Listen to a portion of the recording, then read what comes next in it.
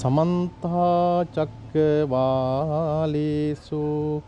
अत्रा गच्छन्तु देवता सद्धम्मं मुनिराजस्स सुनन्तु सग्ग मोक्खदं ධම්මත් ශ්‍රවණ කාලෝ අයං බදන්තා ධම්මත් ශ්‍රවණ කාලෝ අයං බදන්තා ධම්මත් ශ්‍රවණ කාලෝ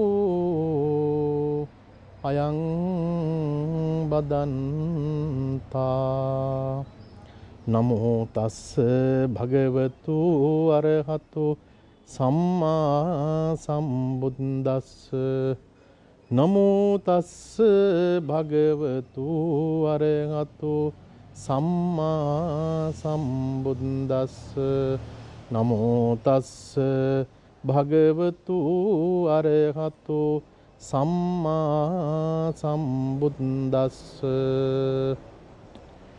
උට්ඨහත නිසීදත කෝවත්තෝ සුපිතේන වෝති. ශ්‍රද්ධා සම්පන්න කාරුණික සුපින්වත්නි, ඔබ සියලු දෙනාටම කායික නිරෝගීකමත් මානසික නිරෝගීකමත් ලැබේවා. මේ උතුම් ගෞතම බුද්ධ ශාසනයේදීම හැම දිනාටම චතුරාර්ය සත්‍ය ධර්මය අවබෝධ කර ගැනීමට ප්‍රඥාවම පහළ වේවායි කියලා අපි මුලින්ම සියලු දෙනාටම ආශිර්වාදයේ ප්‍රාර්ථනා කරන්න කැමැතියි. පින්වත්නි, අද බක්පුර පසළොස්වක පොහෝ දවස. බක්පුර පසළොස්වක පොහෝ දවසේදී තථාගතයන් වහන්සේගේ ධර්මයේ වටිනාකම අපට කොයිතරම්නම් ප්‍රායෝගික වශයෙන් භාවිතයට ගන්න පුළුවන්ද? අද මේ දේශනාවේදී ඔබ සියලු දෙනාටම මා දේශනා කරන්නට බලාපොරොත්තු වන්නේ තථාගතයන් වහන්සේගේ මේ උතුම් තථාගත ධර්මයේ තිබෙන ඊ타මත්ම විශිෂ්ට වූ ධර්මයන් ධර්ම කාරණාවන් අපේ ජීවිත බොහෝ දේවල් කළමනාකරණය කර ගැනීම සඳහා වඩාත් වැඩියෙන් අද භාවිතයට ගන්නට පුළුවන් කමක් වෙනවා. අද මුළු මහත් ලෝකයේම ගිනි අරගෙන තිබෙන මොහොතක්. ලංකාවේ ජීවත් වන ජාත්‍යාගම් ભેදකින් තොරව සෑම මිනිසෙකුගේම සිත් තුළ නොඑක ආකාරයේහි කලබලකාරී ස්වභාවයක් තිබෙනවා. මිනිසු තමන්ගේ ජීවිතයේ තුළ එක්තරා ආකාරයකට අසහනකාරී ස්වභාවයකට පත් වෙලා මේ අසහනය තුළ ජීවත් වෙන ස්වභාවයක් අපිට දකින්නට පුළුවන්කමක් තියෙනවා. මා අද මේ දේශනාවේදී ඔබට මේ සියලු කරුණු කාරණාවන් පිළිබඳව සංක්ෂිප්තව සඳහන් කරමින් අපට වඩාත් යහපත් ලෙස ජීවත් වීම සඳහා අවශ්‍ය කරන මඟ මේ වෙලාවේදී මම ඔබට විවරණය කරලා දෙන්න කැමැතියි. තථාගතයන් වහන්සේ සම්මා සම්බුද්ධත්වයට පත් වෙලා පස්වෙනි වර්ෂයේදී බක්පුර පසළොස්වක පොහෝ දවසේදී අපේ වංශකථාගත තොරතුරු වලට අනුකූලව ගත්තට පස්සේ අමාවක් දවසේ තමයි වැඩි අයයි කියලා සඳහන් කරන්නේ. කොහොම නමුත් අදවන් වූ දවසක තමයි නාගදීපේට භාග්‍යතුන් වහන්සේ වැඩම කළේ.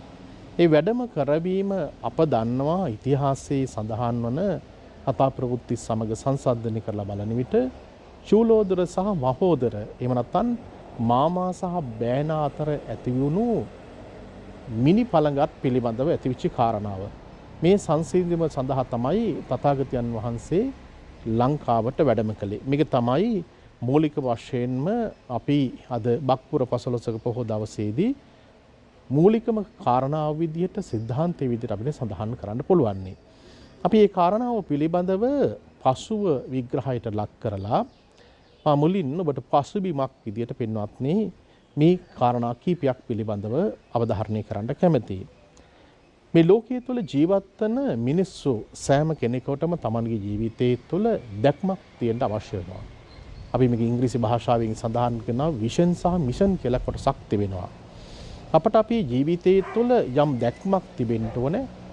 ඒ දැක්ම පමණක්ම නෙමෙයි මෙහෙවරකුත් අපේ ජීවිතය තුළ තියෙන්න ඕනේ.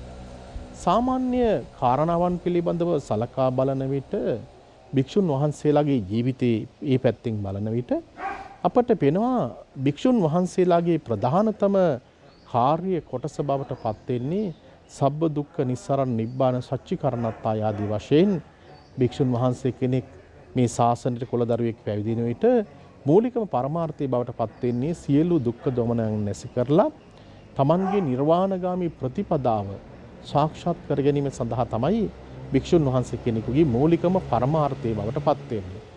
ගිහියාගේ පරමාර්ථයත් ඒ හා සමානමයි. නමුත් මට සඳහන් කරන්න පුළුවන් අපි කවුරුත් දන්නා ඊ타මත්ම ප්‍රකට වාක්‍යයක් තිබෙනවා අපේ ගාථා සාහිත්‍ය තුල.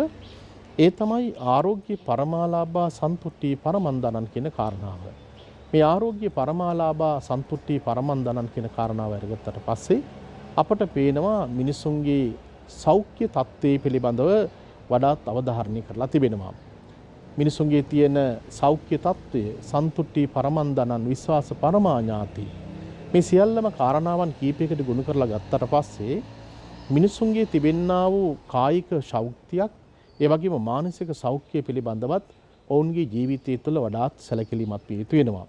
ඒ වගේම විශ්වාසා පරමාඥාති කියන මේ කොට්ටාසි අරගෙන බලනකොට නිබ්බානම් පරමංසුඛං මේ සියල්ලම අරගෙන බලනකොට අපිට පේනවා එකක් මිනිසුන්ගේ ජීවිතයේ තුළ සමාජීය කාරණාවන් පිළිබඳව සඳහන් කරලා තියෙනවා. මිනිස්සු තවත් ලෝකීය මිනිසුත් සමග ජීවත් වීමේදී ගනුදෙනු කිරීමේදී අපේ සිත් තුළ තිබෙනා වූ විශ්වාස සහගත ස්වභාවය ඒ තුළ අපේ ජීවිතය තුළ ඇතිවෙනා වූ සතුට පිළිබඳව සඳහන් කරනවා. අනිත් පැත්තෙන් ගත්තට පස්සේ මේ දීර්ඝ ගමන තුළ සෑම මිනිසෙක්ම තමන්ගේ ජීවිතය තුළ ප්‍රාර්ථනා කළ යුතු වන්නේ උත්සාහ කළ යුතු වන්නේ නිර්වාණය සාක්ෂාත් කරගන්නට. ඒකට කාරණා කීපයක් පිළිබඳව ඔබට මෙතනදී ඊ타මත්ම ලේසියෙන් පහසුවෙන් තෝරා ගන්නට පුළුවන්කමක් තිබෙනවා. කායික මානසික සෞඛ්‍ය පිළිබඳව ධර්මයේ තුල අවධාරණය කළා. ඒ වගේම සමාජීය සෞඛ්‍ය එහෙම නැත්නම් සමාජීය සම්බන්ධතා පිළිබඳව තථාගතයන් වහන්සේගේ මේ දේශනාවන් වල අවධාරණය කිරීමක් කරලා තිබෙනවා. අපේ මානසික සෞඛ්‍ය තුල තිබෙනා වූ අවසාන පරමාර්ථය තමයි සතුට ජීවිතයට ළඟා කර ගැනීම. ඒ සතුටත් අපිට පේනවා කෙලවරදී අපිට පේන්නෙම සියලු ක්ලේශ ධර්මයන් නැති කිරීමෙන් ලබන්නා වූ නිවන ප්‍රත්‍යක්ෂ කර ගැනීම තමයි ගිහි බෞද්ධ පින්නතුන්ගේ එහෙම නැත්නම් මේ ආර්ය ගමනට ප්‍රවිෂ්ඨ වෙච්ච පුජ්‍යලයන්ගේ උතුම්ම පරමාර්ථය බවට පත් වෙන්නේ. භික්ෂුන් වහන්සේලාගේ ජීවිතය තුලත් මේ පරමාර්ථයම තබා ගන්නට පුළුවන්. ගිහියන්ගේ ජීවිතය තුලත් මේ පරමාර්ථය ඒ විදිහටම ගුණ කර ගන්නට පුළුවන්. එතකොට අපිට පේනවා තථාගතයන් වහන්සේගේ මේ දේශනාවන් සියල්ලක්ම විමර්ශනය කරලා බලන විට අපට අපේ ජීවිතය තුළ කියා දෙන්නේ නිවීමේ ගුණය ඇති කර ගන්න කියන කාරණාව. මා මුලින්ම ඔබට සඳහන් කළේ අද මුළු මහත් ලෝකයේ එක්තරා ආකාරයකට ගිනිගත් ස්වභාවයකට පත් වෙලා මිනිසුන්ගේ සිත් තුළ ජාත්‍යාගම් ભેදකින් තොරව සෑම කෙනෙකුගේම ජීවිත තුළ මේ යම් ආකාරයකින් තිබෙනා වූ ගිනිගත් ස්වභාවයක් තියෙනවා. මේ ගිනි ගන්නවයයි කියලා කියන කාරණාව අතිශය වැදගත් වෙන කාරණාවක්. භෞතික ලෝකයේ තුල යම් යම් දේවල් ගිනිගත්තාම ඒ භෞතික ලෝකයේ තුල ගිනිගත් දේවල් ඒවා පිච්චිලා අළු වෙලා එතනින් නිමාවකටපත් වෙනවා. හැබැයි මිනිසුන්ගේ සිත් තුළ ඇතිවෙනා වූ ගිනි කියලා කියන්නේ මිනිසුන්ගේ සිත් තුළ ඇතිවෙනා වෛරයේ දේශය කියලා කියන මේ බොහෝ කාරණාවන් එකපාරට නිවන්නට හැකියාවක් ඇත්තේ නැහැ. සමහර වෙලාවට මුළු ජීවිත කාලේ පුරාවටම ඒ සිත් තුළ තිබෙනා වූ ගිනි තිබෙනවා. මේ ජීවිත කාලයේ මේ කාල පරිච්ඡේදය තුළ පමණක්ම නෙමෙයි පින්වත්නි සාංශාරික වශයෙන්ම මිනිසෙකුට Tamanගේ ජීවිතය තුළ මේ ගිනි අරගෙන යන්න බොහෝ සෙයින් ඉඩකඩක් තිබෙනවා. ඒ නිසා අපිට භාග්‍යතුන් වහන්සේගේ ධර්මය අපට වඩාත් වැදගත් වෙන්නේ වැඩියෙන් අපට වඩාත් වැදගත් වෙන්නේ මේ ගිනිගත් ජීවිතවලට මේ ගිනිගත් ස්වභාවය නැති කරන්නට අවශ්‍ය කරන මඟ කියලා දෙන්නට.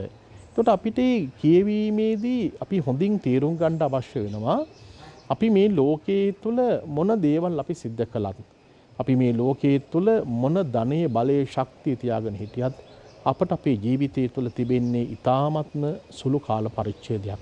ඒ සුළු කාල පරිච්ඡේදයක් යයි කියලා දේශනාවේ සඳහන් කරන්නේ ඔබ දන්නවා අපේ සූත්‍ර දේශනාවන් වල තිබෙනවා අරක කියලා සූත්‍ර දේශනාවක්.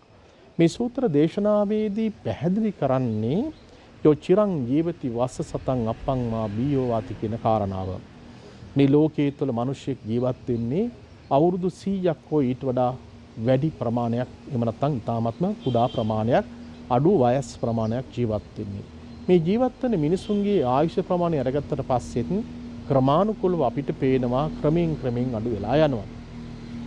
අවුරුදු 100ක් ජීවත් වෙන කෙනෙකුගේ දවස් ප්‍රමාණය ගත්තට පස්සේ දවස් 100ක් වාගේ ඉතාමත්ම කුඩා කාල පරිච්ඡේදයක් තිබෙන්නේ.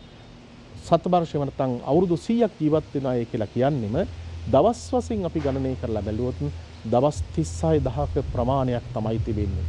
දවස් 36000ක් කියපුවාම එයත් රාත්‍රී කාලයේ නිදාගෙන උදේ පාන්දරින්ම නැගිටින විට දවසක් ගෙවිලා අවසන් වෙනවා.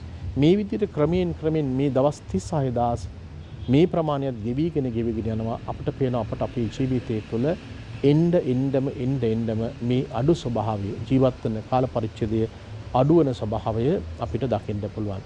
එතකොට මේ ඊ타ත්ම කෙටි කාල පරිච්ඡේදයක් තුළ මේ ලෝකයේ තුළ තිබෙන්නා වූ සියලුම දේවල් අනිත්‍යතාවගත ස්වභාවයකට පත්විච්ච ලෝකයක් තුළ තමයි අපි මේ එකිනෙකා යම් ආකාරයේහි ගැටුම්කාරී ස්වභාවයන් ඇති කරගන්නේ. ඔන්න බලන්න දැන් ඔබට මේ කාරණාව මම අද දවසට සම්බන්ධ කරලා පැහැදිලි කිරීමේදී අපි දන්නවා භාග්‍යතුන් වහන්සේ දෙවෙනි වර ලංකාවට වැඩම කළේ යාපනයේ අර්ධද්වීපයේහි මයංගන කියලා කියන ප්‍රදේශයට. මේ පිළිබඳව අපේ වංශ කතාගත තොරතුරු සඳහන් වෙනවා. ඒ වගේම සෙල්ලිපි සාධක සඳහන් වෙනවා. නමුත් ඒ කාරණාවන් පිළිබඳව මා මේ වෙලාවේදී අවධාරණය කරනවට වඩාත් වැඩියෙන් මම අවධාරණය කරන්නේ තථාගතයන් වහන්සේ වැඩම කරලා අපිට ලබා දුන්න පණිවිඩය පිළිබඳවයි ඉතාමත්ම වැදගත් වෙන්නේ. ඔබ සෑම බක්පුර 15ක පොහෝ දවසකදීම මේ දීර්ඝ කතා ප්‍රවෘත්තිය ඔබ බොහෝ සෙයින් අහලා තිබෙනවා, මතකයේ තිබෙනවා. පුංචි දරුවන්ගේ දහම් පාසල් පෙළ පොත්වල පවා මේ සටහන් වෙලා තිබෙනවා. චූලෝදර සහ මහෝදර, මාමා සහ බෑනා අතර මැණික් පුටුවක් දුන්නා මාමා ඒ තමන්ගේ දියණිය විවාහ කරගන්නා දවසේදී චූලෝදරට. ඒ දියණිය ටික කාලයක් ජීවත් වුණාම නැති වුණා. පස්සේ මේ මාමා එහෙම නැත්නම් මේ මාමන්ඩිය බෑනාගෙන් නැවත වතාවක් මේ මැණික් පුටුව ඉල්ලනවා. මේ මැණික් පුටුව ඉල්ලන වෙලාවේදී දෙගොල්ල අතර යම් ගැටුම්කාරී ස්වභාවයක් ඇති වුණා. බෑනා කිව්වේ මේ පුටුව දෙන්න බෑ කියලා. පින්වත්නි, එතනදී මා අදහස් කරන්නේ මේ මැණික් පුටුවක් කියයි කියලා බොහෝ දෙනෙක් කියපුවාම බොහෝ වෙලාවට විශ්වාස කිරීමක් කරන්නේ එක්තරා ආකාරයකට ද්‍රව්‍යමය තත්වයක්. මේක කිසියම් කෙනෙකුට ද්‍රව්‍යමය තත්වයක් පිළිබඳව කියන්න පුළුවන්. නමුත් ඊටත් එහාට ගියාට පස්සේ මා සඳහන් කරන්නේ එය බලය පිළිබඳව සංකේතයක්. එහෙම නැත්නම් රාජ්‍යත්වයේ පිළිබඳව සංකේතයක්. ඔබ දන්නවා අපේ ඉතිහාසගත තොරතුරු වලට අනුකූලව ගත්තට පස්සේ දලදා හාමුදුරුවෝ යම් කිසි කෙනෙක් අත්පත් කරගත්තාද ඔහුට රාජ්‍යත්වයේ ලබා ගැනීමේ හැකියාවක් තිබුණා. ඒ නිසා මේ රටේහි කොයිතරම් පන්සල් තිබුණත් මේ එකම පන්සලක්වත් මාලිගාව කියන නමින් සඳහන් කරන්නේ නැහැ. හැබැයි දලදා වහන්සේ වැඩ සිටින මාලිගාව අපි හැමදාම සඳහන් කරන්නේ දලදා මාලිගාව විදියට. ඒ දලදා මාලිගාව කියලා සඳහන් කරන්නේ යම් කිසි කෙනෙක් මේ රටේහි රාජ්‍යත්වයට පත් වුණාද ඒ රාජ්‍යත්වයට පත්විච්ච කෙනා දලදා හාමුදුරුවෝ දිවි හිමින් ආරක්ෂා කළා. ඒ නිසාම රජතුමා වාසය කරන ස්ථානයේහි ඒ ආසන්නෙම දලදා හාමුදුරුවෝ වැඩ ඉන්න පුළුවන් ආකාරයකට යම් කිසි කුටියක් සකස් කරලා පිළියෙල කිරීම එදා ඉඳලම සිද්ධ වෙච්ච කාරණාවක්. පින්වත්නි, අපිට පේනවා එතකොට දලදා හාමුදුරුවෝ වැඩ හිටපු තැන රාජ මාලිගාවක් බවට පත් වුණා. දලදා මාලිගාව කියලා සඳහන් කළා. රාජ්‍යත්වයේ සංකේතයක් එක්තරා ආකාරයකට. එතකොට මේ අර්ථයෙන් බලනකොට චූලෝදර සහ මහෝදර ගොඩ ඉන්න නාගයන් සහ ඒ වගේම නගේ ජලයේ ඉන්න නාගයන් අතර ඇතිවිච්චි මේ අරගලයට අපට පේනවා ඉතිහාසගත තොරතුරු වලට අනුකූලව කැලණියේ හිටපු නාගයන් පවා මණියක්කිත නාගරජයන් පවා පිරිස පවා මේට සම්බන්ධ වෙලා තිබෙනවා. දැන් විශාල ගැටුම්කාරී ස්වභාවයක් මේ ගැටුම්කාරී ස්වභාවයේ සමතය කිරීම සඳහා තමයි භාග්‍යතුන් වහන්සේ වැඩම කරවීම සිදුවන්නේ. තථාගතයන් වහන්සේ එදා බක්පුර 15ක පොහෝ දවසේදී අමාවක් දවසේදී තථාගතයන් වහන්සේ මේ ස්ථානෙට වැඩම කරලා ආකාශයේ ඉඳවින් තථාගතයන් වහන්සේ අඳුරක් මවලා මේ පිරිසට යම් ආකාරයක බය ගැනීමක් තති ගැනීමක් සිදු කළා. ඒ වෙලාවේදී තථාගතයන් වහන්සේට මේ මැණික් පුටුව පූජා කරන අවස්ථාවක් පිළිබඳව අපේ වංශ කතාගත තොරතුරු වල සඳහන් වෙනවා. පින්වත් මේවා හොඳට තේරුම් ගන්නට මේවා ත්‍රිපිටක සාහිත්‍යයේ නෙමෙයි අපේ වංශකතාගත තොරතුරු වල සාහිත්‍ය මූලාශ්‍රයන් වල සඳහන් වන කාරණාවන්.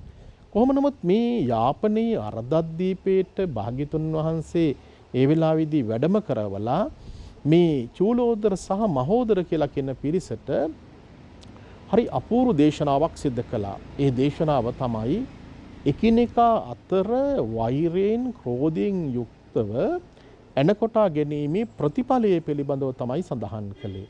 දැන් අපට පේනවා අපේ රටෙත් අද වෙන විට බොහෝ වෙලාවට මේ රාජ්‍යත්වයේ සඳහා මේ රජකම ලබා ගැනීම සඳහා එහෙම නැත්නම් දේශපාලනික වශයෙන් Tamanගේ බලය තහවුරු කර ගැනීම සඳහා විවිධ පුච්චලයන් විවිධාකාර විදිහේ කලකෝහලල් සිද්ධ කිරීම අරගල සිද්ධ කිරීම අපට නිරන්තරයෙන්ම දකින්නට පුළුවන්කමක් තියෙනවා. දැන් මෙතනදී සිදුවන කාරණාව තමයි තථාගතයන් වහන්සේ දේශනා කරන්නේ එකිනෙකා අතර වෛරී සහගත ස්වභාවයක් ඇති වුණාට පස්සේ මේ වෛරී සහගත ස්වභාවය නිසාම අපට පේනවා මිනිසුන්ගේ සිත්වල ගින්නක් හටගෙන එකිනෙකා අතර තිබෙන්නා වූ ඇයි හොඳයිකම් නැති වෙලා කා කොටා ගැනීම ඇති වෙන නොයි ආකාරයේ මහා විනාශයන් ඇති වෙන්න පුළුවන්. එකක් භෞතික ලෝකයේ තුල යම් යම් වෙනස් වීම එහෙම නැත්නම් විනාශ කිරීම සිදු වෙන්න පුළුවන්. අනිත් පැත්තෙන් ගත්තට පස්සේ පින්වත්නි අපිට පේනවා මිනිස්යන්ගේ සිත් තුළ ඇතිවෙනා වූ මේ වෛරී සහගත ස්වභාවය නිසා මිනිසුන්ගේ හදවත් ඇතුළේහි පුදුමාකාර විදිහේ ගින්නක් හට ගන්නවා. දැන් බලන්න තථාගතයන් වහන්සේ මේ ගැටුම සමතය කිරීම සඳහා හේතුව මොකද බුදුරජාණන් වහන්සේටත් තමන්ගේ ජීවිතයේ තුළ මේ ගැටුම් කළමනාකරණය පිළිබඳව හරි අපූර්ව අත්දැකීම් තථාගතයන් වහන්සේට තිබෙනවා.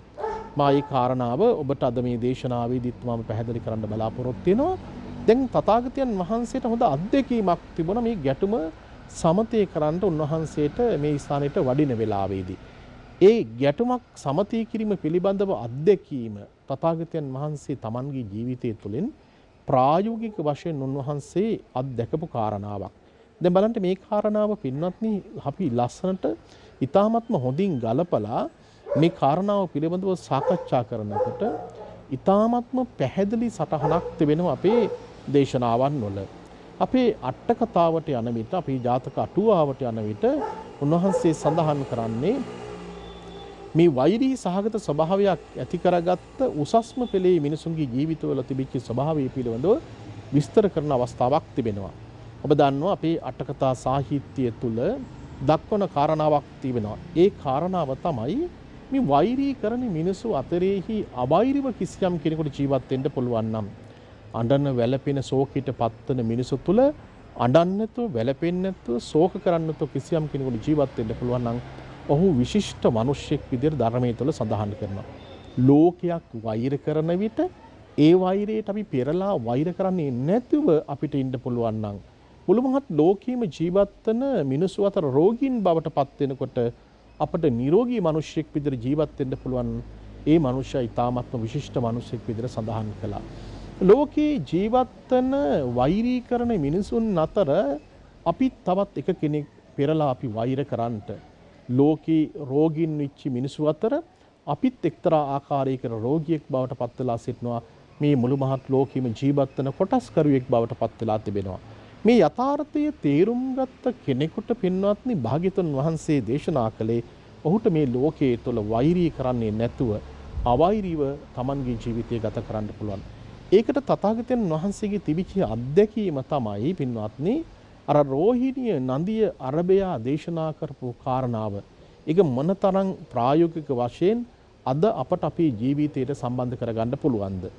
චූලෝදර මහෝදර මේ මාමාසා බෑනා ප්‍රමුඛ වටි પરම්පරා දෙකේ හිටපු මිනිසු සියලු දෙනාටමත් බුදුරජාණන් වහන්සේ මේ සියලු කරුණු කාරණාවන් පදනම් කරගෙන තමයි මේ දේශනාව සිද්ධ කළේ. අපි දන්නවා මේ කාරණාවේදී අපේ ජාතක අටුවාවේ සඳහන් කරන ආකාරයට සාක්‍යයන් සහ කෝලියන් අතර ඇතිවිච්ච සාකච්ඡාව එහෙම නැත්නම් ඒ අරගලය කියලා කියන්නේ පින්වත්නි සුවිශේෂී කාරණාවක්. හේතුව මොකද මේ සාක්‍යයන් සහ කෝලියන් මේ දෙපාර්ශ්වයේම Tamanගේ ගොවිතැන්පත් කටයුතු සඳහා ජලය ලබා ගත්තේ රෝහිණී කියලා කියන නදියෙන්.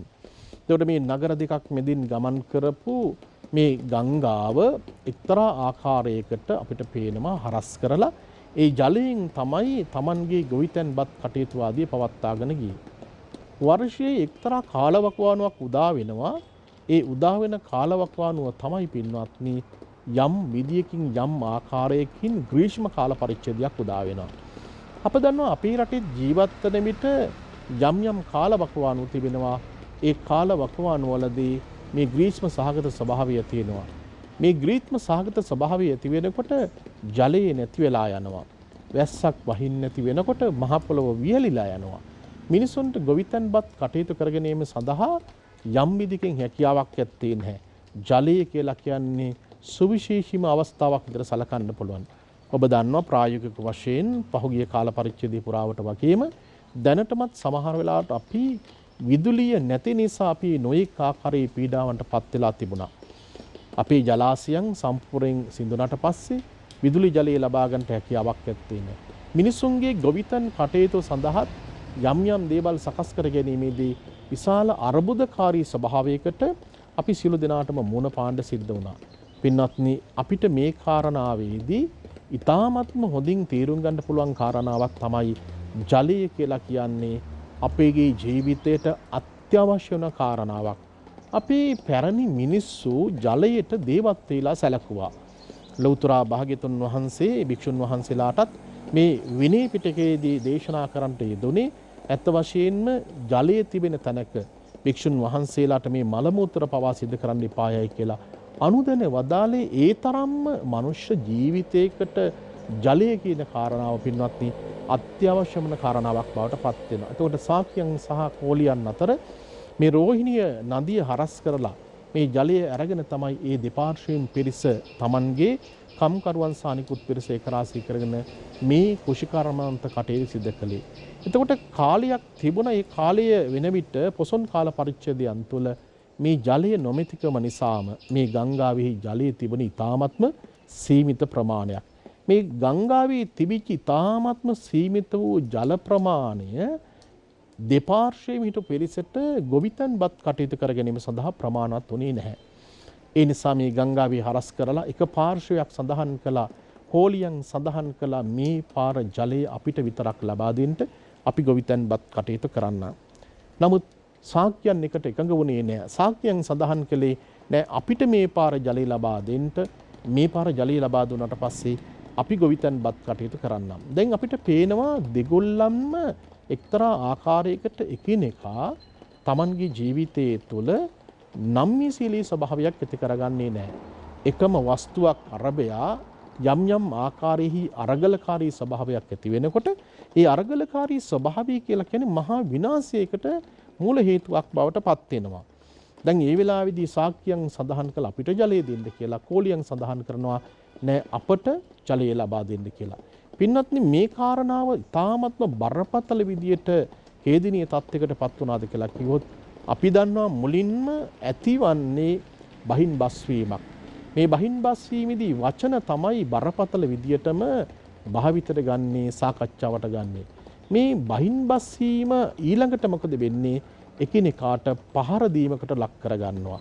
අපි දන්නවා මේ පහර දීම කියලා කියන්නේ තවත් කෙනෙකුට එක්තරා ආකාරයකට රිදවීමක් ඇති කර ගැනීම සඳහා හේතු වෙන කාරණාවක්.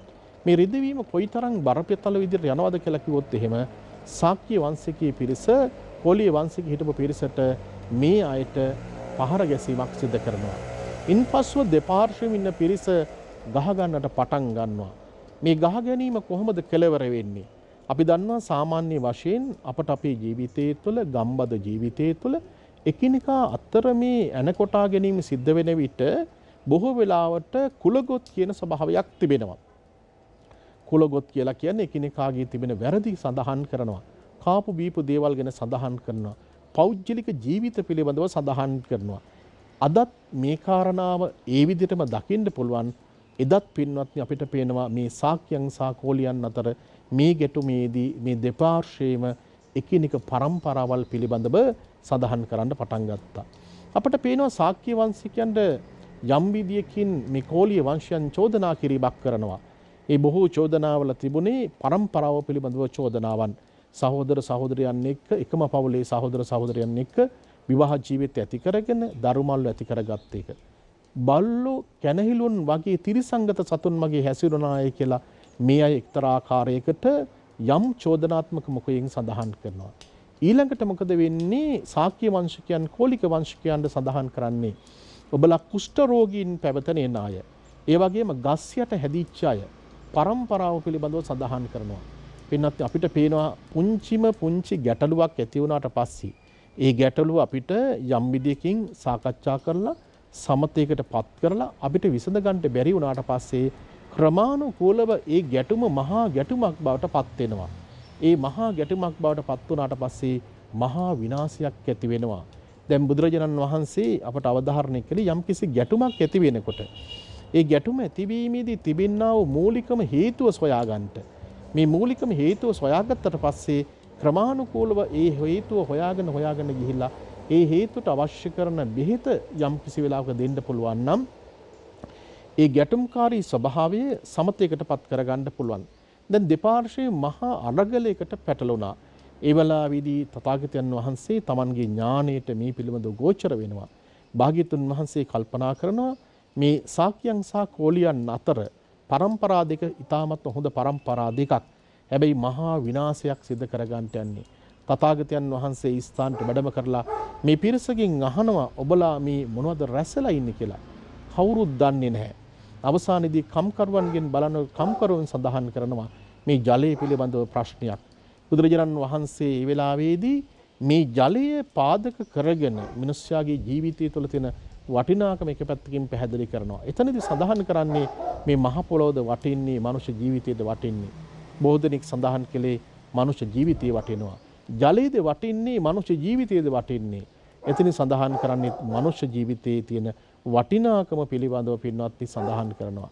අපට පේනවා භාග්‍යතුන් වහන්සේ වෙලාවේදී මේ මනුස්ස ජීවිතයක් තුළ තියෙන වටිනාකම ඊ타ත්ම හොඳින් පැහැදිලි කරමින් මේ මනුස්ස ජීවිතයක තියෙන වටිනාකම මේ සංසාරේ පුරාවටම මේ සසර පුරාවටම මිනිස්සෙක් නොඑක ආකාරයේ දුක්ඛ දෝමනස්යන්ට පත් වෙලා ඊ타ත්ම අමාරුවෙන් ලබාගත් මේ මනුස්ස ජීවිතය තුළ තිබෙනා වූ වටිනාකම පැහැදිලි කරමින් එකිනෙකාට වෛර කරන්න එපායයි කියලා කියන කාරණාව බුදුරජාණන් වහන්සේ අවධාරණය කළා. එතකොට අපිට පේනවා මේ ශාක්‍ය සහ කෝලිකයන්ට මේ සමගි සම්පන්න විදිහට ජීවත් වීමේ තියෙන වටිනාකම පිළිබඳව තථාගතයන් වහන්සේ ඊ타ත්ම දීර්ඝ ලෙස දේශනාවන් සිදු කළා. අන්න එදා ඒ ශාක්‍යයන් සහ කෝලියන්ට දේශනා කරපු කාරණාවන් පදනම් කරගෙන ලංකාවේ ජීවත් වුණු චූලෝදර සහ මහෝදර කියලා කියන්නේ මේ දෙදෙනාටම සමගි සම්පන්න වීමේ වටිනාකම පිළිබඳව පින්වත්නි දේශනා කළා. දැන් මේ වටිනාකම පිළිබඳව දේශනා කිරීමේදී හරි අපූර්ව කාරණාවක් පිළිබඳව පින්වත්නි අපිට සඳහන් කරන්න පුළුවන් කමක් තිබෙනවා. මොකද හේතුව අපේ පොත්පත්වල සඳහන් වෙනවා මේ චූලෝදර සහ මහෝදර දෙදෙනාට මේ ගැටුම සමතයකට පත් කරන්න යයි කියලා කියපු කාරණාව. එහෙම නැත්නම් සමගි සම්පන්න විදිහට ජීවත් වීමේ වටිනාකම පෙන්වන කරන අවස්ථාවේදී සඳහන් කළේ එකිනෙකා අතර වෛර කරන්න එපා. කුඩායයි කියලා හෝ මහත්යයි කියලා වෛරයක් ඇති කරගන්න එපා. සමහර ඇත්තෝ හිතාගෙන ඉන්නවා අපි මහා බල සම්පන්න මිනිස්සු, ශක්ති සම්පන්න මිනිස්සු. අපිට ධනෙ තිබෙනවා, බලය තිබෙනවා, කුලය තියෙනවා, පිරිස සේනවා.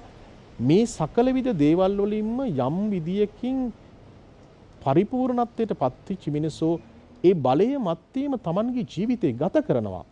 හැබැයි භාග්‍යතුන් වහන්සේ අවධාරණය කළා ඔබ ඔබේ ජීවිතය තුළ බලයක් යයි කියලා හිතාන හිටියට ඒ බලය ඕනම වෙලාවක නැති වෙන්නට පුළුවන්කමක් තියෙනවා. ඒ නිසා කුඩායයි කියලා කිසියම් කෙනෙක් ඉන්නවා නම් ඒ කිසිම කෙනෙකුට අවහිරයක් කරන්න එපා. හේතුව මොකද? කුඩා කෙනෙකුට උවත් පින්වත්නි අපට පේනවා මහා ලොකු දැවැන්ත මිනිස්සු පරාජයට පත් කරන්න පුළුවන් කියන කාරණාව. ඒ කාරණාව බුදුරජාණන් වහන්සේ මේ ලටුකික කියන ජාතක දේශනාවේදී පැහැදිලි කරනවා.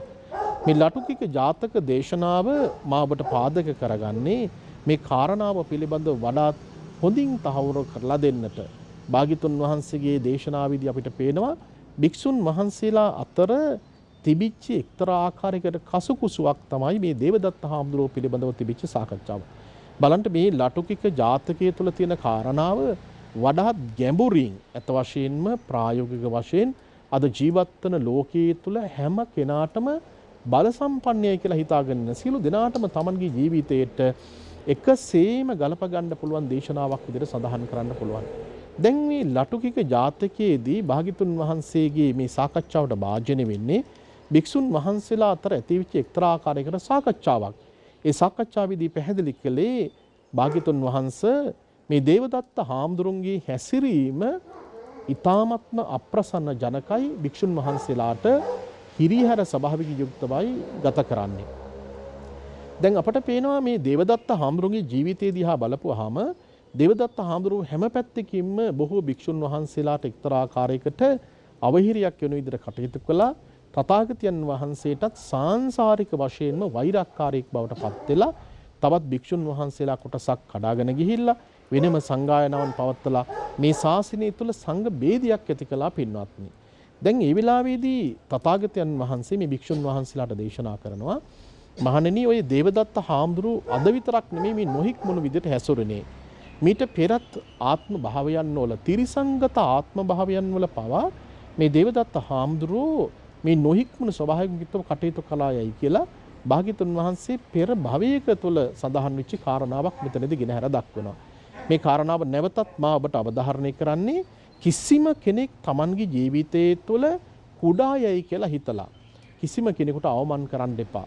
එතකොට මේ දේශනාවේදී පැහැදිලි කරනවා අපමහා බුදුරජාණන් අපමහා බෝසතාණන් වහන්සේ එක්තරා ආත්ම භාවයකදී ඇත්කුලේ උත්පත්තිය ලබලා ඇතුන්ට නායකයෙක් වෙලා කටයුතු කරපු අවස්ථාවක් පිළිබඳව මේ ඇත්තු පන්තියක් එක්තරා අවස්ථාවකදී මේ පිරිස පාරේ ගමන් කරනවා. ඒ ගමන් කරන අවස්ථාවේදී කැටකිරිල්ලියක් ඒ අයිනක Tamanගේ බිත්තර දාලා පුංචි දරු පැටවුන් එක Tamanගේ කුරුළු පැටවුන් එක ඇය වාසය කරනවා. ඒ වෙලාවේදී අපිට පේනවා මේ යන ඇත්තු පන්තියට මේ කැටකිරිල්ල සහ ඒ වගේම ඒ කුරුළු පන්තියම කුරුළු කූඩුවම විනාශස් වෙන ස්වභාවය. ඒ වෙලාවේදී අපමහා බෝසතාණන් වහන්සේ මේ ඇත්පොලේක උත්පත්තිය ලැබලා මේ කුරුළු කූඩුව මැදි කරගෙන අනිත් ඇත් පන්තියට ගමන් කරන්න සැලැස්සුවා. ඒ වෙලාවේදී මේ ඇතා මේ කිරිල්ලියට සඳහන් කරනවා කැටකිරිල්ලියට සඳහන් කරනවා ඔබ දැන් අපේ ආරක්ෂාව යටතේ ඔබ දැන් ආරක්ෂා වුණා. හැබැයි පිටිපස්සේම එන නොහික්මුණු ඇතෙක් ඉන්නවා. ඒ නිසා ඇතාගෙන් බේරින්න කියලා කිව්වා. පින්වත්නි මේ බෝසත් ඇතා ප්‍රමුඛ ඇති ඇත්තු ටික ඉදිරියට ගමන් කළා. අර නොහික්මුණු ඇතා ආවා. ආපු වෙලාවේදී මේ කිරිල්ලිය අඬලා වැළපිලා ඉල්ලා සිටිනවා අනේ මගේ කූඩුව විනාශ කරන්න එපා. මගේ පුංචි කූඩුව විනාශ කරන්න එපා. මට මේ දරු පැටවු ටික ආරක්ෂා කරලා දෙන්න විනාශ කරන්න එපා යයි කියලා කිව්වා. නමුත් මේ නොහික්මුණු ඇතා මොකද කරන්නේ? මම දකුණු කකුලෙන් නෙමෙයි පාගන්නේ වම් කකුලෙන් පාගන්නේ කියලා අර නොහික්මුණු ඇතා අර කුරුළු කූඩුව විනාශ කළා. පුංචි පැටවු විනාශ කළා. ඒ විතරක් නෙමෙයි මුත්‍රාත් කරලත් යන්න ගියා. ඒ වෙලාවේදී මේ කිරිල්ලියගේ හිත තුළ මේ මහා දැවැන්ත අත්ති රාජයා පිළිබඳව අස්වි රාජයා පිළිබඳව වෛරී සහගත ස්වභාවයක් ඇති කරගත්තා. පින්වත්නි අපිට පේනවා මේ පුංචි මිනිස්සෙකුට මේ ලෝකයේ තුල ඉන්න දැවැන්ත මිනිසු බිම දාන්නට පුළුවන්කමක් තිබෙනවා. මේ කාරණා ඉතාමත්ම පැහැදිලි. පුංචි සත්තු ටිකක් එකතු කරගත්තාම මහා දැවැන්තෙක් බිමට දාන ස්වභාවය මෙතන පේනවා. Tamanගේ දරුවන් අහිමි වීමේ මහා දුකින් පෙළීච්ච ඇය අර නොහික්මුණු ඇතා පිළිබඳව මහා දැඩි වෛරී සහගත ස්වභාවයක් ඇති කරගෙන කවුඩෙක් ළඟට ගිහිල්ලා මේ Tamanගේ දුක කියලා එයාව යාළු කරගෙන ඉල්ලීමක් කරා අහවල් ඇතාගේ S2 පුළුවන් නම් අන්ධ කරලා දෙන්න කියලා. මේ කවුඩා ඒ විදිහටම ගිහිල්ලා මේ ඇතාගේ S2 අන්ධ කරනවා. නිලමැස්සෙක් ළඟට ගිහිල්ලා සඳහන් කළා අනේ මට මේ වගේ මහා විපත්තියක් සිද්ධ වුණා. ඒ විපත්ති සිද්ධ කළේ මේ අහවල් කෙනා. ඒ නිසා ඔබට පුළුවන් නම් මේ ඇතාගේ ඇස්වල ගිහිල්ලා වහලා ඉවරලා ඒ ඇතාගේ ඇස් දෙක තවදුරටත් දුර්වර්ණ තත්යකට පත් කරන්න පුළුවන් නම් ඒ වටිනවායි කියලා ඒ කාරණාව මේ නිලමැස්සගෙන් ඉල්ලීමක් කළා. නිලමැස්සා ඒ විදිහටම සිද්ධ කළා. මේ කිරිල්ලිය මෙතනින් Tamanගේ වැඩ කටයුත්ත අවසන් කළේ නැහැ පින්වත්නි. අපට පේනවා මේ කිරිල්ලිය ගෙම්බෙක් ළඟට ගිහිල්ලා ගෙම්බට කියනවා අනේ මට මේ වගේ විපත්තියක් සිද්ධ කළා. මේ ඇතාට දැන් S2 පේන්නේ නැහැ. වතුර ටිකක් කොහෙද තියෙන්නේ කියලා බොණ්ඩ තනක් පේන්නේ නැහැ. ඇතා හැමතැනම විභාගාතේ හොය යනවා. ඒ නිසා ගෙම්බෙක් ළඟට ගිහිල්ලා ගෙම්බ යාළු කරගෙන ගෙම්බට කිව්වා මට මේ වගේ විපත්තියක් කළා මේ ඇතා. ඒ නිසා මේ ඇතාව යම් මුලාවකට පත් කරන්න අවශ්‍යයි මට උදව් කරන්න කිව්වා. මේ ගෙම්බා මොකද කරන්නේ? පුංචි කඳු ගැටයක් තිබෙන මේ කඳු ගැටිය උඩට ගිහිල්ලා ඉවරලා ගෙම්බගේ නාදයේ පැවැත්තුවා. ඇතා හිතුවා මේ කඳු ගැටේ උඩ වතුර තියෙනවායි කියලා අමාරුවෙන් නැගගත්තා. ගෙම්බ ආපහු සැරයක් පල්ලෙහාට ගිහිල්ලා කඳු මුදුනේ පල්ලෙහාට ගිහිල්ලා නාද කිරීමක් කළා. ඇතා හිතුවා උඩ නෙමෙයි වතුර තියෙන්නේ පල්ලෙහායි කියලා බහින්න යනකොට ඔහු ඇදගෙන වැටලා ඔහු විනාශස් ස්වභාවයටපත් වුණා. අන්න ඒ වගේ මේ ලටුකික ජාතකයේ පවා එදා චූලෝදර මහෝදර මේ පිරිසට යම් විදිහකින් දේශනා කරමින් අපිට පැහැදිලි කරන්නේ මේ පුංචි සතෙකුට උනත් පුංචි මිනිහෙකුට උනත් යම් විදියකින් හිරිහැරයක් අපහාසයක් කරන්න එපා. සමහර බලවන්ත මිනිසු ලෝකයේ තුල ජීවත් වෙන විට ඒ බලවන්ත මිනිසු හිතනවා Tamanට ඕනෑම දෙයක් කරන්න පුළුවන් කියලා. ඒ නිසා පුංචි මිනිසු පාගලා දානවා. සමහරලාට බලයක් ශක්තියක් තියාගෙන ඉන්න මිනිසු හිතනවා මේ බලයේ ශක්තිය අපිට හැමදාමත් තියෙනවා. මේ පොඩි මිනිසුන්ට මොකක්ද කරන්න පුළුවන් කියලා. නමුත් පින්වත්නි අපිට පේනවා මේ පොඩි මිනිසු සියලු දෙනාම එකතු වුණාට පස්සේ එක අරමුණකට ආවට පස්සේ මහා දැවැන්ත මිනිසෙක් වුණත් අපිට පේනවා බිම දාන්නට පුළුවන් කමක් තියෙනවා. බලන්න කිරිල්ලියක්, ඒ වගේම කවුඩෙක්, ඒ වගේම නිලමැස්සෙක්, ඒ වගේම ගෙම්බෙක් එකතු වෙලා මහා දැවැන්ත අත් රාජ්‍යයක් බිමට විනාශ කරලා දානවා. දැන් මෙතනදී බුදුරජාණන් වහන්සේ අපට දේශනා කරන්න යෙදුනා ඒ නිසා එකිනෙකාගේ තියෙන ශක්තියින් හඳුනා ගන්නට තමන් ළඟ මහා ශක්තියක් තියෙනවායි කියලා තවත් මිනිසෙක් ළඟ ශක්තියක් නැහැයි කියලා එකිනෙකාට නිନ୍ଦා අපහාස කරන්න එපා කියලා බුදුරජාණන් වහන්සේ දේශනා කරන්න යෙදුනේම සමගි සම්පන්නව ජීවත් වීමේ වටිනාකම එහෙම නැත්නම් වෛරී සහගත ජීවත් වෙනවට වඩා අවෛරී සහගත විදිහට ජීවත් වීමේ වටිනාකම බුදුරජාණන් වහන්සේ අවධාරණය කළා. මා සඳහන් කරන්නේ අදටත් අපට මේ බක්පුර 15ක පොහොව දවසකදී මොනතරම් ප්‍රායෝගික වශයෙන් වටිනාකමක් ලබා ගන්න පුළුවන්ද මේ තින ස්වභාවයේ தත්ත්වය මත මිනිස්සු Tamanගේ තනතුරු ලබා ගැනීම සඳහා නොකරන දෙයක් ඇත්තේ නැහැ. ඒ තනතුරක් ලබා ගත්තට පස්සේ රාජ්‍යත්වයක් ලබා ගත්තට පස්සේ ඒ රාජ්‍යයෙන් බැහැලා යන්නට මිනිසුන්ට හිතක් දෙන්නේ නැහැ. ඔබ දන්නවා සමහර තැන්වල සමහර ස්ථානවලට මිනිස්සු Tamanගේ මුල් පුටු වලට ඉඳගත්තට පස්සේ ඒ තැන් වලින් බැහැලා යන්නේ නැත්තේ ආත්මාර්ථකාමී ස්වභාවය නිසාමයි. ඇයි එහෙම ස්වභාවයක් ඇති වෙන්නේ? මෙය ධර්මානුකූලව පින්වත්නි අපිට විවරණය කරලා බලනකොට මේ සියලුම කරුණු කාරණා වලට Tamanට ලැබිච්ච තනතුරක් හෝ කිසියම් දෙයක් තිබෙනවා නම් ඒත් හිතාගෙන ඉන්නේ Tamanගේ මරණින් පස්සේ Tamanට ජීවිතේ පුරාවටම මේ දේවල් තියෙනවා කියන එක. නමුත් භාග්‍යතුන් වහන්සේගේ දේශනාවක් තිබෙනවා. ඒ දේශනාව තමයි තණ්හා මුල සූත්‍ර දේශනාව. පින්නත් මේ තණ්හා මුල සූත්‍ර දේශනාවේදී තාමත්ම පැහැදිලිව භාග්‍යතුන් වහන්සේ අවධාරණය කළා. මේ ලෝකයේ තුල ජීවත් වෙන මිනිසු යම් යම් දේවල් වලට කාකොටා ගැනීම සිද්ධ කරනවාද? අයිතිවාසිකම් කියනවාද? ඉදිකට්ටකට නූලකට මිනිසු අයිතිවාසිකම් කියනවාද? බින් අඟලකට අයිතිවාසිකම් කියනවාද? මේ ඔක්කොම දේවල් තුල මේ ඉදිකට්ට නූලේ ඉඳලා මේ රජ පුටුව දක්වා මිනිසු පොරකන්නේම වෙන හේතුවක් නිසා නෙමෙයි තෘෂ්ණා සහගත ස්වභාවය නිසාමයි කියලා තථාගතයන් වහන්සේ අවධාරණය කළා. තණ්හාමල සූත්‍ර දේශනාවේදී කරුණු 9ක් පින්වත්නි අපිට අවධාරණය කරනවා. එතනදී අපිට පේනවා යම් කිසි කෙනෙක් මේ තමන්ට සුදුසියයි කියලා කියන හැඟීමෙන් යුක්තව තමන්ට යම් කිසි ආකාරයක හැඟීමක් තියෙනවා තමන්ට ඕනේ තමන්ට අල්ලගන්න ඕනේ කියලා කියන හැඟීමෙන් යුක්තව කිසියම් කෙනෙක් මේ කාරණාවකට යොමු වුණොත් එහෙම කොටු වුණොත් එහෙම ඒ තුල ඔහු ඒ අල්ලා ගන්න උත්සාහ කරනවා. අජෝසානං මේ දිගටම බැහැගෙන යනවා. එපමණක්ම නෙමෙයි මේක තමන්ගේ බවට පරිවර්තනය කරගන්නවා. තමන් අල්ල ගන්නවා. මේ අල්ල ගන්න දේ තමන් අත්හරින්න සූදානම් වෙන්නේ නැහැ. ඒ නිසා කවුරු හරි කෙනෙක් මේ සඳහා වෙන පිටස්තර කෙනෙක් බාහිර කෙනෙක් මේ අල්ලා ගැනීමට පෙළඹෙන විට එකිනෙකා අතර වචන හොමාරු කරගන්නවා. ඒ වගේම නොයෙක් ආකාරයේ පරුස වචන හොමාරු කරගන්නවා. ගැටුමකට මුල් වෙනවා. ධර්මයේ තුල සඳහන් කරන්නේ අවසානයේදී වුන් බොහෝ අකුසලයක් තමන්ගේ ජීවිතයේ තුල සිද්ධ කරගන්නවා. ඒ නිසා අපට පේනවා මේ මුළු මහත් ලෝකයේම ජීවත් වෙන මිනිස්සු මේ තණ්හා මූල සූත්‍ර දේශනාවට පදනම් වෙච්ච කාරණාවන් වල මේ වගේ තමයි එල්බගෙන ජීවත් වෙන්නේ. අත් හැරීමකට සූදානම් යත්තේ නැහැ.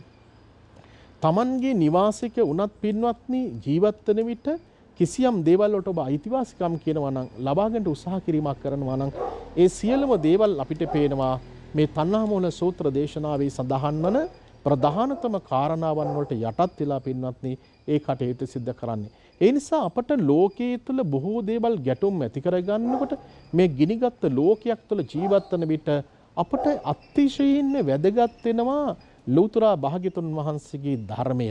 මා ඔබට දේශනා කළ අද මේ දේශනාව පුරාවටම තිබින්නේ බුදුරජාණන් වහන්සේ මේ ගැටුම් කළමනාකරණය සඳහා උන්වහන්සේගේ දේශනාව. හරි අපූර්ව කාරණාවක් තිබෙනවා මිනිස්සුන්ට තමන්ගේ ජීවිතයේ තුළ මේ ගැටුමක් ඇති වුණාම කොහොමද කළමනාකරණය කරන්නේ කියන කාරණාව.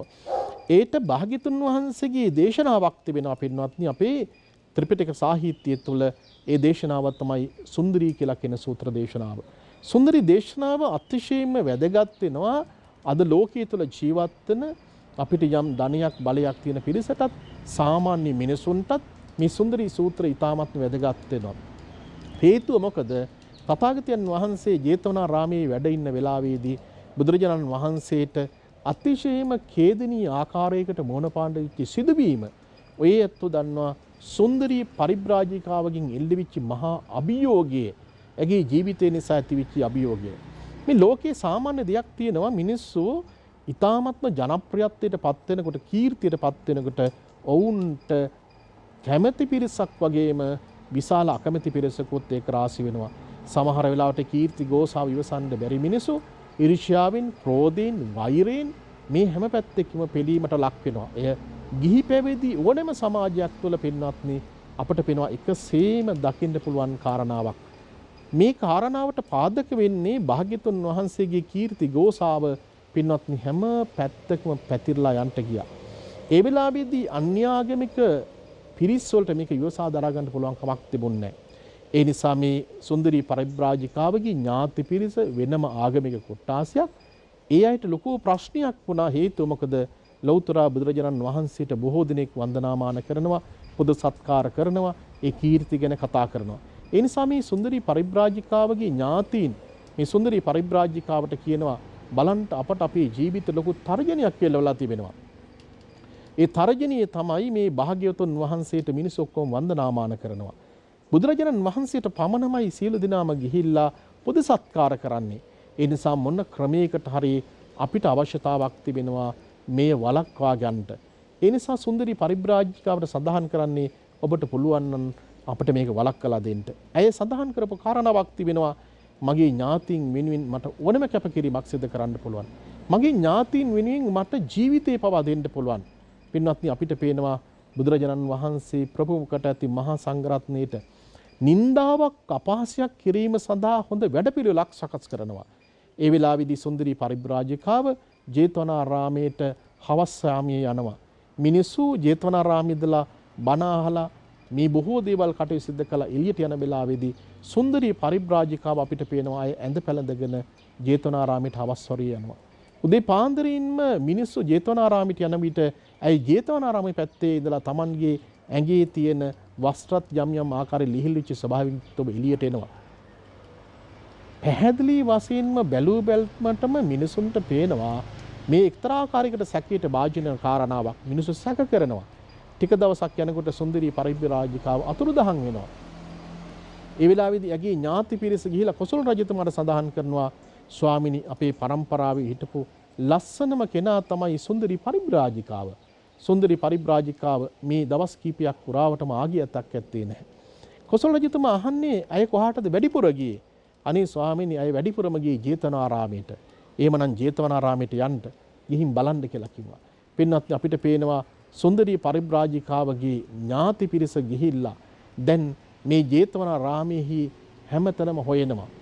ටික දවසකට පෙර ඇගේ ඥාති පිරිස ඇයව ඒ ඥාති පිරිසම මරලා ඉවරලා ජේතවනාරාමයේ දියාගලේ හංගනවා. අපිට පේනවා මහා කලබලකාරී ස්වභාවයක්. ලෞතර බුදුරජාණන් වහන්සේ වැඩ හිටපු විහාරය මේ ඥාති පිරිස ගිහිල්ලා මේ සුන්දරී පරිබ්‍රාජිකාවගේ ඔවුන් විසින්ම මරපු මරණය මේ දියාගලේ හංගලා තිබලා ගොඩට ගන්නවා. ඔබ හිතන්න කල්පනා කරන්න වර්තමාන ලෝකේ නම් මොනතරම් බරපතල කාරණාවක් බවට පත් වෙනවද? ඒ වෙලාවේදී ඇගේ මේ මෘත දේහය ජේතවනාරාමයේ ඉදිරිපිටට ගෙනල්ලා මිනිසු උද්ඝෝෂණය කරන්න පටන් ගත්තා. ඇගේ ඥාතීන් සියලු දෙනාම උද්ඝෝෂණය කරනවා. ඒ උද්ඝෝෂණය කරන්නේ මොනවා කියලාද?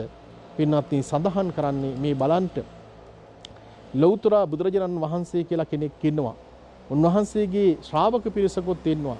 ඒ සියලු දෙනාම දේශනා කරන්නේ ලෝකයේ තුල තිබෙනා වූ අනිත්‍ය දුක අනාත්ම කියන ත්‍රිලක්ෂණය පිළිබඳව. නමුත් ඔවුන් මේ අත්තරින ස්වභාවයක් ඇත්තේ නැහැ. අනිත්‍ය ගැන කතා කළාට අපේ නංගි දූෂණය කරලා දැන් මේ දියාගලි හංගලා තියෙන මිනිමරුව බවට පත්වලා ඉන්නවා.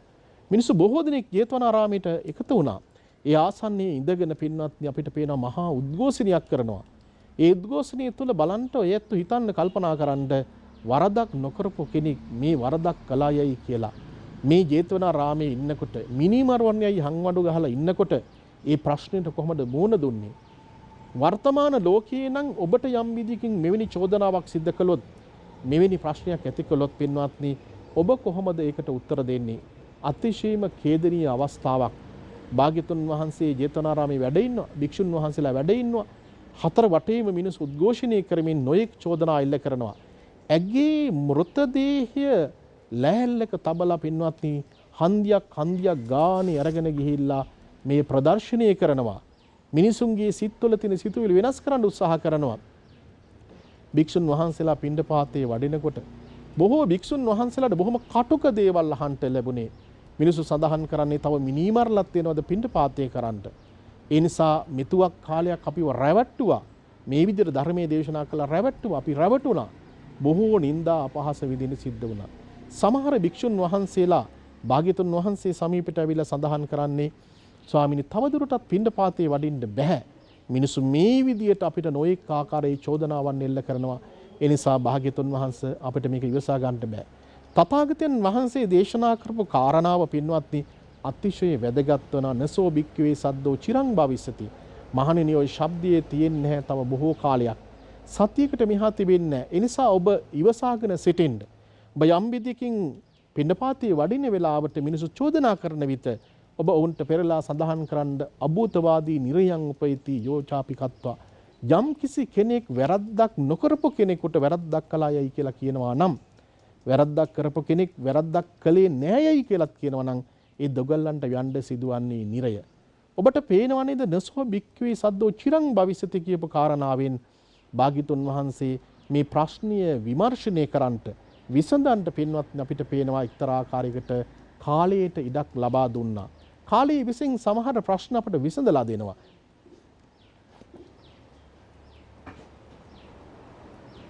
යම් විදිහකින් මිනිස්සෙකුට තමන්ගේ ජීවිතයේ තුල යම් ආකාරයකින් යම් ප්‍රශ්න බොහෝ දේවල් විසඳා ගන්නට ගියපු අවස්ථාවකදී ඒ ප්‍රශ්නිය වොන්ට විසඳා ගන්නට බැයි නම් අපිට කාලයට ඉඩ ලබා දීමක් සිදු කළ යුතු වෙනවා. කාලයේ විසින් සමහර ප්‍රශ්න අපිට පේනවා විසඳා දී යුතු ස්වභාවයක් පින්වත්නි. අපිට පේනවා භාග්‍යතුන් වහන්සේගේ මේ දේශනාව මොන තරම්නම් ප්‍රායෝගික වශයෙන් ජීවිතයට සම්බන්ධ කරගන්න පුළුවන්ද කියන කාරණාව. එතනදී අපිට මේ දේශනාව කොයිතරම්නම් වැදගත්කමක් තියනවද කියලා කිව්වොත් එහෙම මිනිසුන්ගේ ජීවිතයේ සමහර ප්‍රශ්න වලට උත්තර හොයාගෙන අපි බොහෝ දේවල් වලට වෙහෙසෙනා මහන්සි වෙනවා. නමුත් පින්වත්නි අපිට පේනවා මේ බොහෝ දේවල් තුළ මේ ප්‍රශ්න වලට අපිට උත්තර හොයාගන්න හම්බෙන්නේ නැහැ. කාලයත් යෑමෙන් මේ ප්‍රශ්නට උත්තර ලැබෙනවා. බුදුරජාණන් වහන්සේට නිന്ദා අපහාස කරන්නට මේ ගත් උත්සාහය ටික දවසකින් ව්‍යර්ථ වෙනවා. සුන්දරි පරිබ්‍රාජිකාවගේ මරණය අරගෙන තැන් වල ගියා. නමුත් සතියක් දෙකක් යනකොට මේ මරණය කුණු වෙලා ගඳ ගහන්න පටන් ගත්තා. කැලේට විසිකලා කාලයත් එක්කම මිනිස්සු තේරුම් ගත්තා මේක බුදුරජාණන් වහන්සේගේ වැඩක් නෙමෙයි. ඒ නිසා මේක කූට උපක්‍රමයක් විදිහට සඳහන් කළේ. බලන්ට Taman නිවැරදි නම් සත්‍ය ධර්මයේ තුල පිහිටපු කෙනෙක් ඉන්නවා නම් මේ ලෝකයේ තුල කිසිම කෙනෙකුට බයක් සැකක් ඇති කරගන්න අවශ්‍ය වන්නේ නැහැ. ඒ නිසා පින්වත්නි අපිට පේනවා ගැටුම් ඇති වෙනකොට ඒ ගැටුම් සමතයකට පත් කර ගැනීම සඳහා විවිධ උපක්‍රමයන් තිබෙනවා. භාග්‍යවතුන් වහන්සේ දේශනා කළ ආකාරයකට මිනිස්සෙකුට Tamanගේ ජීවිතය තුළ වෛර කරන විට මිනිස්සෙක් පෙරලා වෛර කරන්නේ නැත්තම් ගැටුම් කරන විට ගහ ගන්න විට අපි ගහ ගන්නට යන්නේ නැත්තම් එතනදී අපිට මේ ප්‍රශ්නේ සමතයකට ලක් කරන්න පුළුවන්. අනිත් පැත්තෙන් ගත්තට පස්සේ කාලයට ඉඩ දීලා ප්‍රශ්නේ විසඳන්න අපි ඉඩකඩක් ලබා දුන්නාට පස්සේ ඒතන උනත් පින්නත් අපිට එක්තරා ආකාරයකට විසඳුමක් සොයා ගන්නට පුළුවන්කමක් තියෙනවා. ඒ නිසා අද බක්පුර 15ක පොහොය දවසේදී මේ දේශනාවේදී මා ඔබට අවධාරණය කළේ මෙන්න මේ කියන කාරණාව. අද ලංකාව බොහෝ සෙයින් අසහනකාරී ස්වභාවයකට පත් වෙලා ගැටුම්කාරී ස්වභාවයකට පත් වෙලා ජීවත් වන ලෝකයක් තුළ අපිට ගැටුමක් අවශ්‍ය වන්නේ නැහැ. අපි සියලු දෙනාටම මේ ලෝකයේ තුළ ජීවත් වෙන මිනිසුන්ට අවශ්‍ය වෙන්නේ ಜಾති ආගම් ભેදකින් තොරව අපි සියලු දෙනාටම ජීවිතයේ තුළ එකාමින්ම කාටත් ජීවත් වෙන්න. එකිනෙකා උසස්යයි කියලා කිව්වට මේවා මනෝමූලික સિદ્ધාන්ත. මම උසස් මිනිසෙක් කියලා කිව්වත් පින්වත්නි ඒ තුළ අපිට උසස් බවක් පේන්න දකින්න ලැබෙන්නේ නැහැ. ඒ නිසා අපි සියලු දෙනාම මරණයටපත් වෙනවා. මේ සියලුම දේවල් අනිත්‍යතා ලෝකයට යටත් වෙච්ච දේවල්. මේ අනිත්‍යතා ලෝකයේ තුළ අපි රැස් කරන දේවල් මට අයිති දේවල් කියලා මේ කොච්චර දේවල් හිතුවත් කල්පනා කරත් මටත් මගේ ජීවිතය අහිමි වෙනකොට අපට ලෝකයේ ගත යුතු දෙයක් ඇත්තේ නැහැ. ඒ නිසා පින්වත්නි ඊ타ත්ම හොඳින් අද දවසේදී මේ දේශනාව Tamanගේ ජීවිතයටත් පත් කරගන්න. ඔබ නිවුනොත් මුළු ලොහත් ලෝකයේම නිවන්නට පුළුවන්කමක් තිබෙනවා. ඔබ ගිනි අරගෙන තවත් කෙනෙක් ඔබ නිවන්ට යන එක කිසිම තීරමක් ඇත්තේ නැහැ.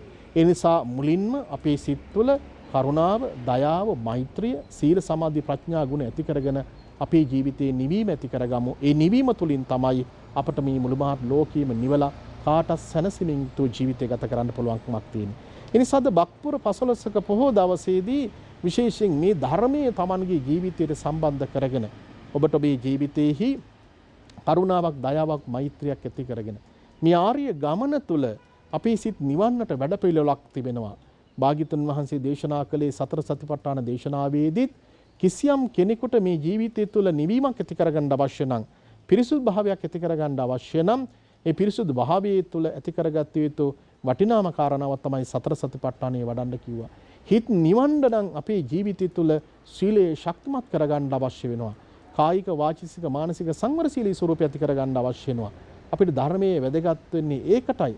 මිනිස්සුගේ ජීවිතය තුළ පොත්පත් වලින් ලබා ගන්නා දැනුම තුළින් එක පැත්තක් වර්ධනය වෙන විට ඔබේ සිත් සනසන්නට පුළුවන්කමක් තිබෙන්නේ ධර්මයේ මගින්. ඒ නිසා පින්වත්නි අද මේ දේශනාව ඔබේ ජීවිතයට සම්බන්ධ කරගන්න ධර්මයේ සොයාගෙන යන්න මේ ආර්ය ගමන තුළ අපි ඔක්කොටම නිවීමක් ඇති මිනිසු බවට පත් කරගන්නට පුළුවන්කමක් තිබෙනවා. ඒ නිසා ඔබ සියලු දෙනාටම නිදුක් වේවා, නිරෝගී වේවා, චිරජීවනයේ ලැබේවා කියලා ප්‍රාර්ථනා කරනවා. කායික නිරෝගීකමත් මානසික නිරෝගීකමත් ලැබේවා. උතුම් දලදා හඳුරන්ගේ පිහිට ආශිර්වාද ලැබේවා. විජයශ්‍රී ජයශ්‍රී මහඳුරන් වහන්සේගේ පිහිට ආශිර්වාදයෙන් හැම දිනාගේම ජීවිතවලට සැනසීම මුදා වේවා. කිසිම ගැටුමක්, කරදරයක්, බාධකයක් ඇති නොවේවා. සිත් තුළ සමගිය සමාදානයේම උදා වේවා. මෛත්‍රී සාගත සිතුවිලිම ඇති වේවායි කියලා ප්‍රාර්ථනා කරනවා. මේ ධර්මයේ ශ්‍රවණය කරපු පින්වත් ඔබගේ පරම්පරානුගත මියගිලින සියලුම දෙනාට පින් අනුමෝදන් වේවා. මේ කොවිඩ් වසංගත තත්ත්වයෙන් මියගිලින සියලු දෙනාට පින් අනුමෝදන් වේවා. මේ පින් බලයෙන් හැම දිනමත් උතුම් නිවනින් සැනසීමටපත් වේවායි කියලා ප්‍රාර්ථනා කරනවා. විෂ්ණු කතරගම සමන් විභීෂණ ආදී සියලුම අල්පේශාක්‍ය මහේශාක්‍ය දෙවියන්ටත් මියගිය සියලු දෙනාටත් අපි හැම දිනමත් පතන බෝධියකින් නිවනින් සැනසීමටපත් වේවායි කියලා ප්‍රාර්ථනා කරනවා. ආකාසට්ඨා ච බුම්මට්ඨා දේවානාගා මහින්దికා පුඤ්ඤන්තං අනුමෝදිත්වා චිරං රක්ඛන්තු ලෝක සාසනං. ආකාසට්ඨා ච බුම්මට්ඨා දේවානාගා මහින්దికා පුඤ්ඤන්තං අනුමෝදිත්වා චිරං රක්ඛන්තු දේශනං. ආකාසට්ඨා ච බුම්මට්ඨා දේවානාගා මහින්దికා පුඤ්ඤන්තං අනුමෝදිත්වා චිරං රක්ඛන්තු ත්වං සදාති. හැම දිනාටම සම්මා සම්බුදු සරණයි. දිනපතා අලුත් වීඩියෝ සහ ප්‍රවෘත්ති නැරඹීමට ඉහත බටන් එක ක්ලික් කර සියත TV සබ්ස්ක්‍රයිබ් කරන්න.